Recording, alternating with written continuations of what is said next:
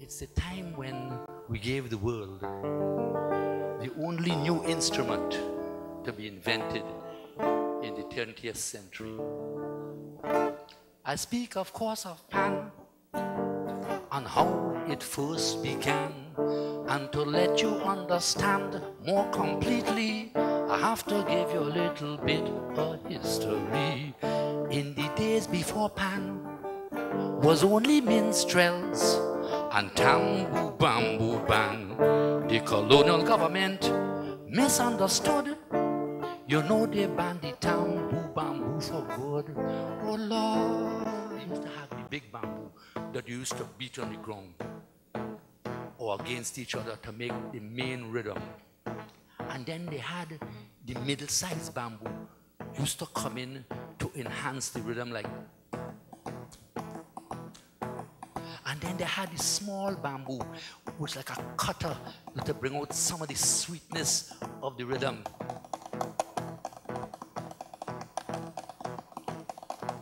To give you a little idea of how tambour bamboo rhythm was composed.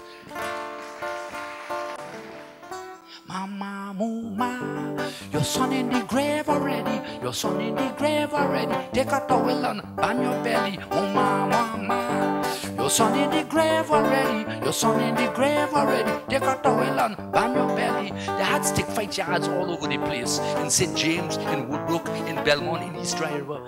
Territorial rivalry was high. So with those two important facts under your belt, I want to jump you now to 1945. The war over. Now, people want to celebrate, but tambour bamboo against the law. Talk about dustbin. Dustbin became an endangered species. You dare not leave your dustbin outside in the night. Next morning it's gone. Somebody tuning it down the road. It was not easy. The first pan was born. It go like this. It had two notes only, you know. Do-doop, do-do-doop, do-doop, do-do-doop, do-doop, do-do-doop, do-doop, do-doop. They came up with a very imaginative and original name. They call it the do-doop. Some of them call it the bodoop. Trinidad not easy, you know. They put in some new language in the people English dictionary, the bodoop. But 1945, pan had about 5 notes. You used to go like this. And that's what they used to jump up to, you know. Mary Ann with a flag in she hand begged the policeman not to stop the band. It was seen that big procession passing all to the tongue. And if you hear them, zumalaka, zumalaka, zumalaka, they're going zumalaka, zumalaka. Let me tell you, pan started to expand and develop at a pace with fellas like Sonny Roach, Bertie Marshall, Ellie Mannett, Tony Williams, Priest Simon. The Panyards came alive. Chick Magoo Springer introduced 2 sticks to beat pan. And Gary Maskell put pan on a strap. Pan get mobile just like tambour bamboo. You mustn't forget at that time, pan was a violent, aggressive movement. You could tell by the name of the bands. You had invaders, Red Army, desperados, maribuntas, renegades, hear them names. Only fighting names. Aggressive music. Listen now. Extreme rivalry and very territorial, just like the stick fight yards. A Belmont band can't go down Woodbrook. It's instant war. Like any revolutionary movement, they had their first casualty. I remember when they sang, who dead? Canaan. Who Canaan? Canaan Barrow. Canaan Barrow went to tongue on a Red Army, but John knocked him down. Who dead? It was Canaan. Who Canaan? Canaan Barrow. Forget the infamous clash of invaders and Tokyo.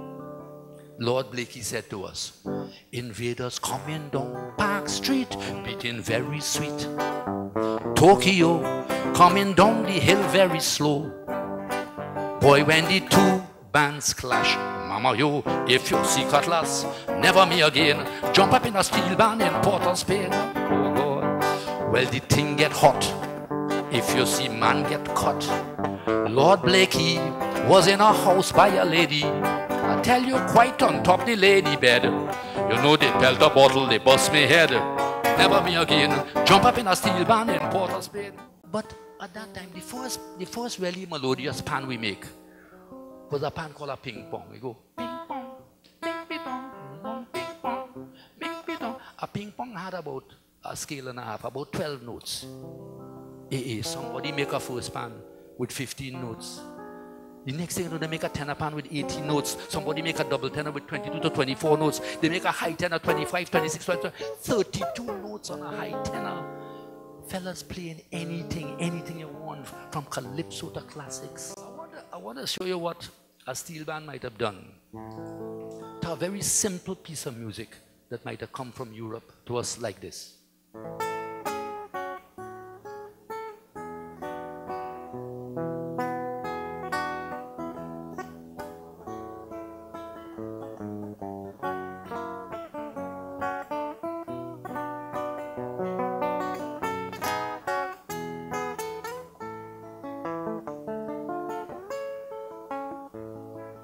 Listen, the steel band hold on to that. They jam a bass line on it. They put some rhythm in it. All I could tell you, they creolize the piece of music.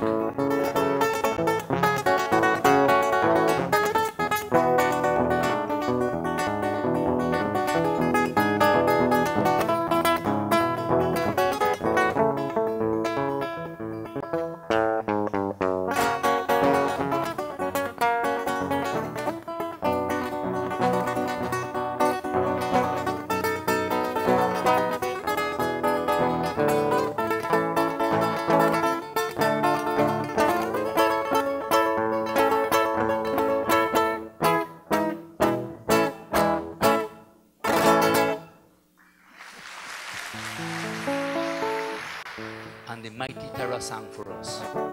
Do, re, mi, fa, so, la, ti, do. Yes, sir. Pan playing music anywhere you go. What a talent, excellent talent. You hear what I say. The steel band music is the greatest talent today.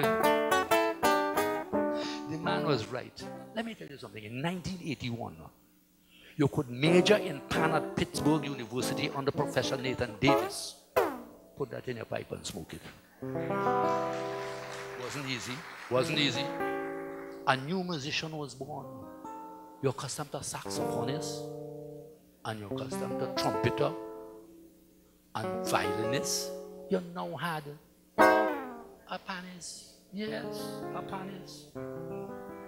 Fellas like Len Boozy Sharp, Robbie Greenwich, Professor Fillmore, and Sidney Joseph, Earl Brooks, and Leon Teague.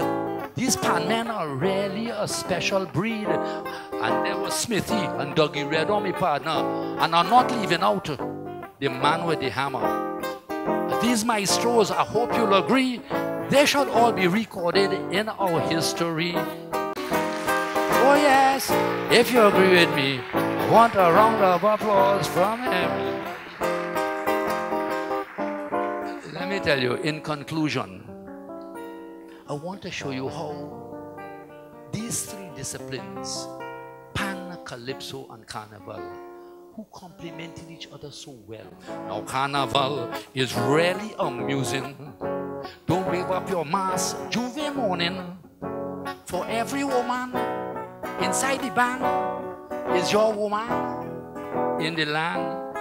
That is rare happiness, partner, not a soul, a prejudice. You could play your mass as you like, but don't interfere, don't look for fight. And when the steel orchestra blasts the rhythm in your ear, you jump in the band, you start whining. Oh mama, whine if you're whining. Pan had reached and its rightful place on the world stage of music. Thank you very much, ladies and gentlemen. I hope you enjoyed the pan story.